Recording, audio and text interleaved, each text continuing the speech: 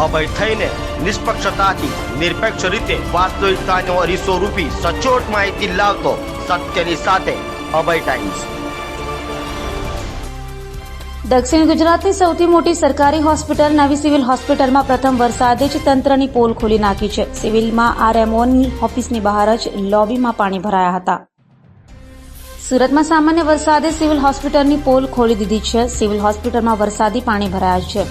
Civil હોસ્પિટલના RMO ઓફિસની બહાર જ લોબીમાં પાણી ભરાયા હતા। હોસ્પિટલની લોબી સહિત કેમ્પ્સમાં પાણી ભરાઈ જતા દર્દી સહિત પરિવારજનોને હાલાકી ભોગવવી પડી હતી। પાણીના નિકાલ માટે બનાવવામાં આવેલ ચેમ્બરમાંથી વરસાદી પાણી ઉભરાતા સમસ્યા સર્જાઈ હતી। સિવિલ તંત્ર દ્વારા ચોમાસું બેસે તે પહેલા ડ્રેનેજ લાઇનના ચેમ્બરોની સફાઈ કરવાની હોય છે। સિવિલ હોસ્પિટલ તંત્ર દ્વારા યોગ્ય રીતે કામગીરી નહીં કરવામાં આવતા સિવિલ હોસ્પિટલની લોબી સહિત હોસ્પિટલના કેમ્પ્સમાં પાણી ભરાયા હતા। સિવિલ હોસ્પિટલના કેમ્પ્સમાં પણ પાણી ભરાઈ જતા દર્દીઓ સહિત દર્દીના પરિવારજનો ભારે હાલાકી વેઠવી પડી હતી।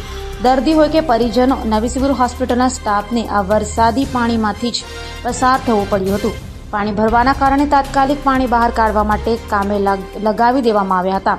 પહેલા જ વરસાદમાં રીતની સ્થિતિથી સિવિલ તંત્રની કામગીરી સામે સવાલો ઊભા થયા છે।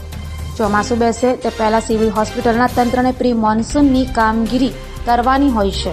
હોસ્પિટલમાં આવેલા તમામ ડ્રેનેજ વરસાદી નિકાલ માટે બનાવવામાં આવેલ પાણીના ચેમ્બરોની સાફ સફાઈ કરવાની હોય છે, પરંતુ તંત્ર દ્વારા યોગ્ય રીતે કામગીરી કરવામાં નહીં આવતા સિવિલ હોસ્પિટલની અંદર વરસાદી પાણી ભરાઈ ગયા હતા।